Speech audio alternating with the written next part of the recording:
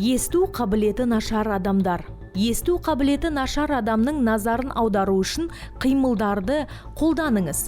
Адаммен сөйлескенде оған тікелей қараңыз. Ешқашан саңырау, мылқау сөзін қолданбаңыз. Ол оны қорлау болып табылады. Естімейтін немесе есту қабілеті нашар адам деп сөйлеген дұрыс. Ешбір жағдайда құлаққа, әсіресе есту аппараты тұрған құлаққа айқайламаңыз. Адаммен сөйлескен кезде бетіңізді қолыңызбен бөгдемеуге тырысыңыз. Артикуляциялық сөйлеу арқылы анық және біркелкі сөйлеңіз. Бет әлпеті белсенді қолданыңыз, ал қимылдарды қалыпты мөлшерде қолданған жөн. Егер ауызша қарым-қатынаста қиындықтар болса, қарым-қатынасты жазбаша түрде жалғастыруды немесе есту қабілеті нашар адамдар үшін онлайн аудармашыны пайдалануды ұсыныңыз.